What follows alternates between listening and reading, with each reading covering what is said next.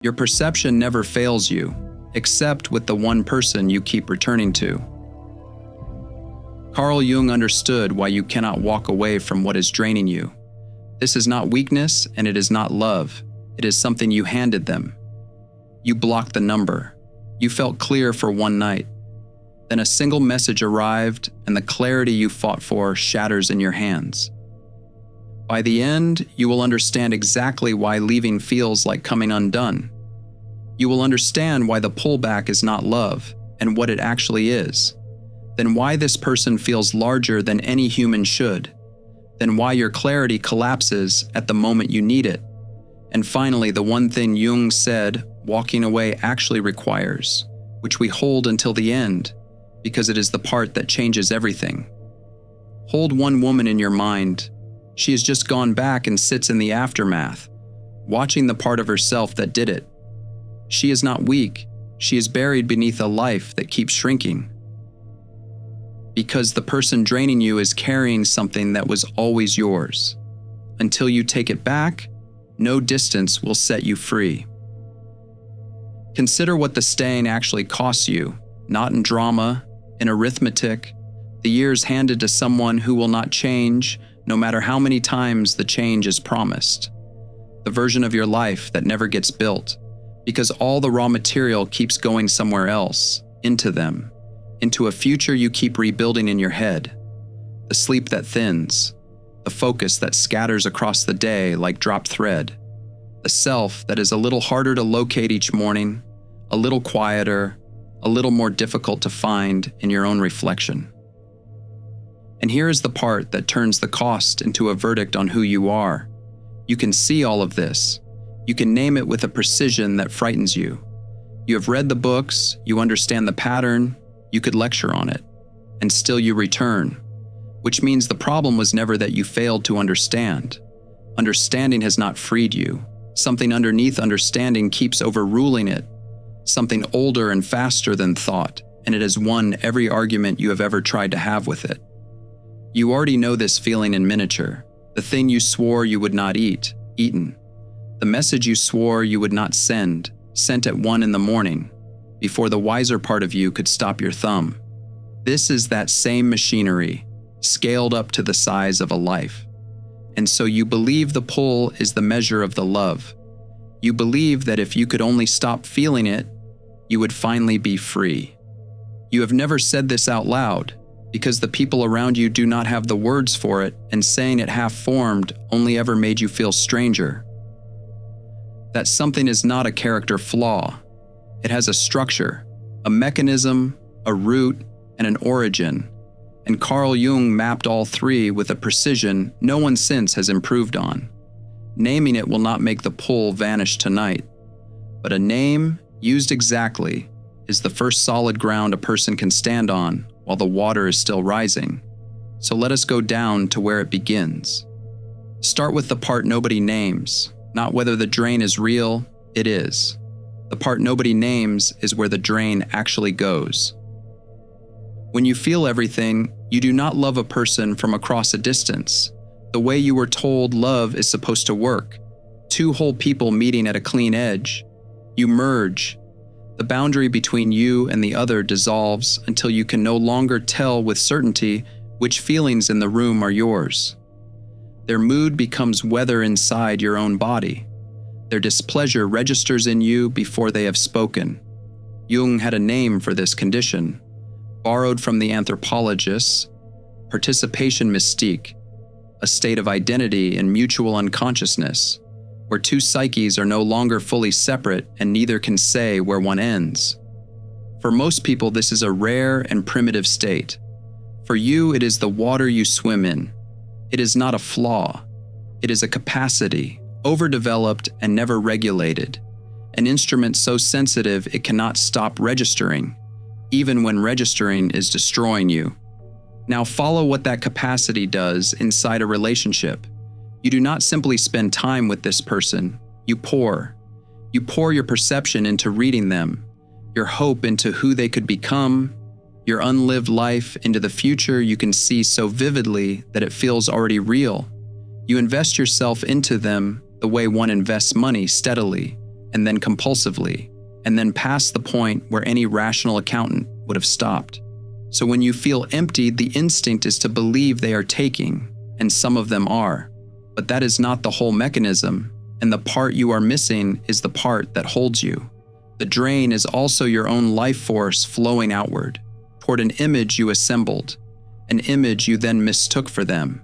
You feel hollow because so much of you now lives inside them. You have furnished another person with your own interior, and now you cannot leave the house because all your belongings are inside it. Jung understood psychic energy as something that behaves like any other energy. It moves, it accumulates, it gets bound to whatever it is invested in. He wrote, and I want you to hear this as mechanism and not metaphor. Libido can never be apprehended except in a definite form.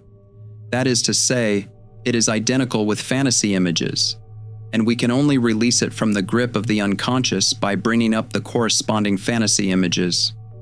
Read it again with your situation in your hands. Your life force is not free-floating. It has taken a form. The form it has taken is an image of this person, built partly from them and largely from you, and your energy is now identical with that image. This is why thinking your way out does nothing. The energy is not in your thoughts, it is in the picture. There is a chemical layer to this, and I will name it once, with precision, because you already have the vocabulary and you deserve to have it used correctly. Limerence, the involuntary state in which the body bonds to the projected image as if it were the person, flooding you with longing that has the neurochemical signature of a craving.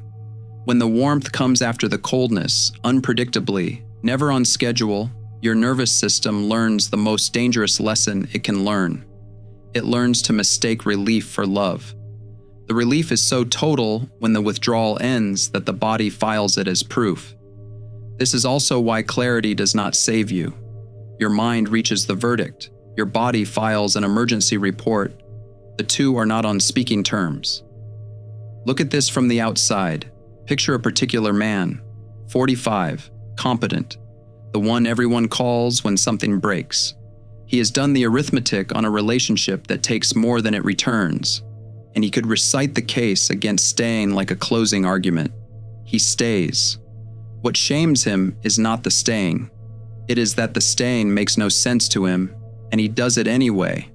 He would never call himself an empath, but his energy is lodged in her too, holding a shape he mistook for her, and he cannot get back into his own life because so much of him is still standing in hers. Watch how this shows up in a life. You are fine for 3 days, genuinely fine. On the 4th day, a song, a street, a particular quality of evening light, and the longing arrives with such force that the 3 good days are instantly rewritten as denial, as cowardice, as you running from something real. That reversal, that is not your judgment correcting itself. That is the invested energy, demanding to be near the image it is bound to. And here is the reframe I want to leave you holding before we go deeper, because it changes the meaning of the most painful thing you feel. When the pull comes, when you ache toward them in the dark, you are not missing them. You are feeling the part of yourself that you left over there, trying to follow it home. The longing is real. Its object is wrong. You have been mistaking the sensation of your own soul, calling to you from across a distance, for the voice of another person you cannot live without. Stay with the cost a moment longer, because it sharpens here. Every day this continues, more of you accumulates in them and less of you remains here, in the one life that is actually yours to live. But understanding where the drain goes is only the first layer. This next part is the one almost no one is willing to reach, because it asks you to look not at what they did to you, but at what you have been doing with them. Sit with one question before we go further. The thing about this person that you cannot stop circling, the quality that makes them feel larger than any single human being has the right to be. Their certainty, perhaps. The way they can want something without apologizing for wanting it. The ease with which they say no. The refusal to chase, to explain, to shrink. Whatever it is, find it now. Name it to yourself in one word. Hold the answer. We are about to find out whose quality it really is. Jung was unsparing on this point. He observed that we are governed in secret by the very traits in other people that we refuse to claim in ourselves. The qualities we exile do not disappear. They go underground into what he called the shadow, and from there, they run us. And here is the consequence he stated with real severity. The projection-making factor, he wrote, has undeniable reality. Anyone who insists on denying it becomes identical with it, which is not only dubious in itself, but a positive danger to the well-being of the individual. Translate that. The part of yourself you refuse to own does not stay quietly buried. It gets cast outward, onto someone in your life, and then it runs the relationship from the outside. Consider how you were built. You were told that selfishness was the worst thing a person could be, so you became someone who erases herself before anyone has to ask.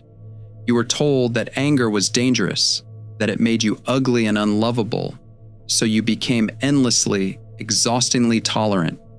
You were told that taking up space was arrogance, so you made your life small, and your needs quiet, and your edges soft enough that no one would ever be cut on them. Each of these was a survival decision, and each of them amputated something real. And here is the belief you built on top of all that cutting. You believe the shame you feel is the only thing holding you together, the one wall between you and the selfish, angry person you were warned you might become. So you keep the shame, you protect it, you mistake it for your conscience, when it is only the lid you were handed to keep down the parts of you that were never allowed to live. Then this person walked in, carrying every single trait you cut out of yourself and wearing it without apology. The selfishness you were forbidden, the anger you swallowed, the shameless certainty that their needs simply matter. And they looked enormous to you, magnetic, inevitable. You called the feeling love or chemistry or the recognition of a rare connection. It was none of those. Their size is not theirs. It is the size of what you amputated from yourself, now worn on someone else's face. You are not in love with a person. You are kneeling before your own exiled power, and you cannot stop staring because something buried in you recognizes it as yours and is trying to get it back. So here is the test, and you do it inside yourself now, without moving. Take the trait you named a minute ago, the one that fascinates or freezes you. Hold it in one hand. Now hold this in the other. That is the exact capacity you were taught to exile in yourself. Hold both at once until the seam between them becomes visible. The thing you worship in them is the thing you were never allowed to be. That recognition, felt in the body and not just understood, is the entire diagnosis, delivered to you as your own evidence. If this is reaching something you have carried alone for a long time, stay close. Leave one word below, the trait you keep seeing in them that you were never permitted to claim in yourself. I read them. They are the most honest sentence a person writes all year. Now let me widen the door once, because the romantic version is rarely the original. The first person you ever poured yourself into and could not leave was almost certainly a caregiver, a parent whose love arrived unpredictably, whose approval you learned to farm by becoming smaller, by reading the room before you read yourself, by carrying feeling that was never yours to carry. That was the first time you handed your power to someone in exchange for the hope of being chosen. Every draining relationship since has been a repetition of that original architecture, the psyche returning to the unfinished scene, trying to win this time what it could not win then. She sees it now, the woman from the beginning. She names the trait, and in naming it she understands, with a vertigo that is almost physical, that she has spent years kneeling to a quality that was always hers, in someone who was only ever holding it for her. She does not feel relief yet. Recognition rarely arrives as relief. It arrives as the floor moving. That movement is the work beginning, but knowing this, seeing it clearly, naming it perfectly, will still not be enough to set you free. And it is worth understanding exactly why not, because that is where almost everyone breaks. And yet knowing all of this will not be enough, and here is why. You can hold the entire diagnosis in your mind, clear and complete, and still find yourself reaching for the phone, because the bond does not end the moment clarity begins. The bond ends much later, only when the body has survived the withdrawal, and the body does not read essays. It does not care what you have understood. It registers the absence of the thing it was bound to, and it treats that absence as an emergency. This is the part you have to be warned about in advance, because it will feel like truth when it arrives, and it is not truth. When you pull away, the withdrawal does something specific and cruel. It edits your memory. It takes the years of depletion and quietly removes them from the record, and it takes the rare good moments and floods them with light until they fill the entire screen. You will not remember the nights you sat hollow. You will remember the one afternoon that felt like coming home. Withdrawal always edits in favor of the substance. That golden montage that plays in your mind at 3 a.m. is not a memory. It is a symptom. And so you arrive at the fork, the place where everything turns, and the two paths feel identical from the inside. There is the pain of leaving, and there is the pain of returning, and to the body they register as the same sensation, the same ache, the same unbearable pull. But they are opposite events. Pain while leaving is the projection coming home, the invested energy traveling back across the distance toward you, and it hurts the way any wound hurts while it closes. Pain while returning is the leash tightening, the energy flowing back out, away from you, toward the image again. Same feeling, opposite directions. If you cannot tell them apart, you will keep mistaking the closing of the wound for proof you should never have left. Picture the specific shape of it, 3 weeks out. A Tuesday, nothing wrong, and at 2 a.m, you are holding the phone, your thumb resting over the message that will undo all 3 weeks. Every cell in you is calling it love. But it is the body at the peak of its argument, and the argument always sounds exactly like truth at 2 a.m. The people who make it through are not the ones who feel it less. They are the ones who learn to recognize the hour. This is why the techniques people hand you, the breathing, the cold water, the grounding through the soles of the feet, are not tricks and not weakness to need.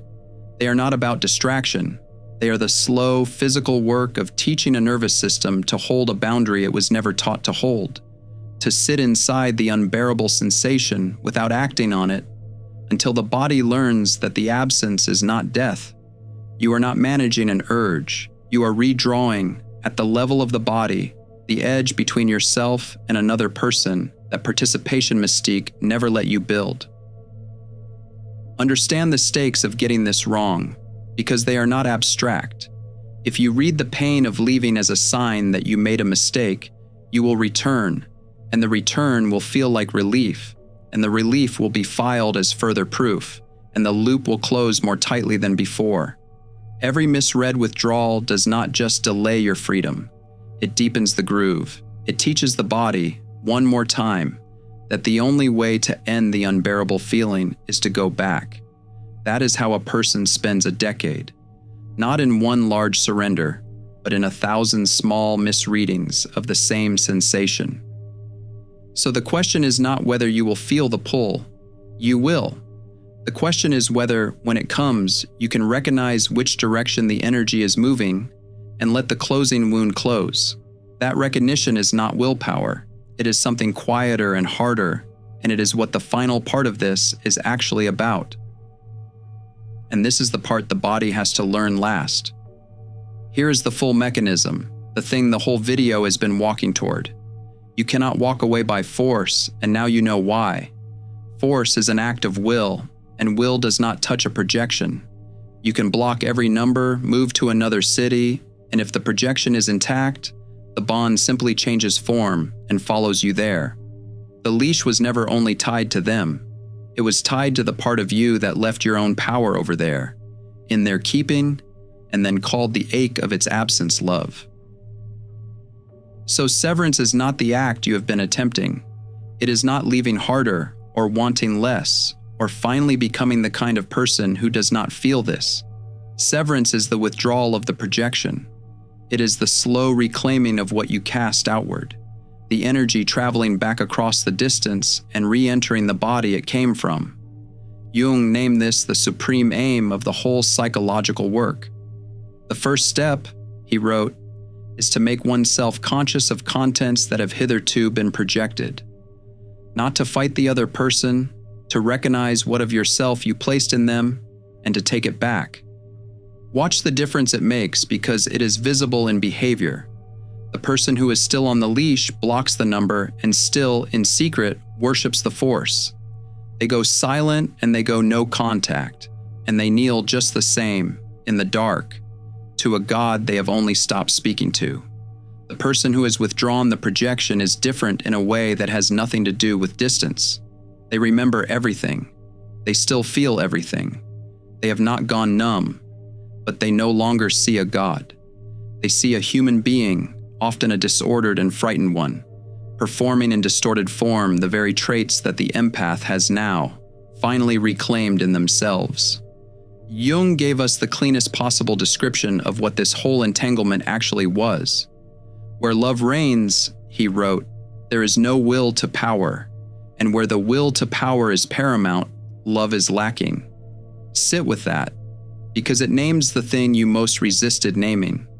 What you experienced as the deepest intimacy of your life was, at its core, a power dynamic. Their power over your state, and beneath it, the power you were trying to retrieve by staying near it. Where that struggle for power runs the relationship, love is not present. It cannot be. You have been calling a power dynamic by the name of the one thing it structurally excludes. This is not an instruction to become hard. That is the trap on the other side. The fantasy that the cure for being drained is to become armored, untouchable, the kind of person who feels nothing and calls it strength. That is just the same exile, run in reverse. Reclaiming your power does not mean becoming cruel. It means becoming clear. It does not mean coldness. It means self-possession, the simple capacity to remain in your own body when someone else's mood enters the room. The selfishness you exiled returns as the right to your own life. The anger returns as the instinct that tells you when a line has been crossed. This is what Jung meant by individuation, the reclaimed traits returning in mature form, the self made whole rather than made good. And as the projection withdraws, something happens that no amount of willpower could ever have produced. The other person shrinks, not because they changed, because you stopped feeding them your own light. They return to their actual size, which was always ordinary, and the draining stops because the life force is no longer flowing outward toward an image. It is back. It is here. She remembers him one day, the woman from the beginning, without planning to. A song, the same kind of light. And she waits for the old ache, almost out of habit, but it does not come. What comes instead is something quieter and stranger.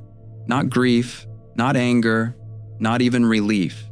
Just recognition, not of his power, of her own former captivity, seen now from the outside, the way you see a room you used to live in and can no longer imagine fitting inside. Remember where we began. The relapse, the block number undone by a single message, the pull you could not explain to yourself. It was never love. It was the part of you that you had left over there, trying to find its way home. And now it has. You were never weak. That was the verdict you handed yourself, again and again, in the aftermath of every return, and it was wrong in every instance. You were overinvested in a version of someone that lived mostly inside your own psyche, and you kept going back to the place where you had left something essential of yourself, the way anyone returns for something they cannot bear to lose. The drain was never proof of how much you loved them. It was the sensation of a soul poured outward and not yet called home. So walking away is not what you were told it was. It is not the absence of feeling. It is not hardening. And it is not becoming the kind of person nothing can reach. The people who go cold did not heal. They simply buried the capacity that made them ache, and a buried thing always returns wearing someone else's face. What you are actually being asked to do is quieter than leaving and far harder. You are being asked to reach across the distance into the person who has been holding your power and take it back. To let the energy come home, to become slowly whole enough that you no longer need to find yourself in someone who is draining you. Leaving is not hardening. It is not becoming unreachable. It is calling the soul back. Before you go, name it in the comments. The trait, the power, the unlived life you have been keeping in someone else. Saying it once where you can see it is how the calling back begins. Empaths aren't broken. They're alchemists in progress. The Alchemist's Path gives you drills, Jung-based boundaries, and 3 exclusive chapter videos to turn overwhelm into clarity. By Surreal Mind, 236-page downloadable ebook in stock. Begin now at thesurrealmind.com.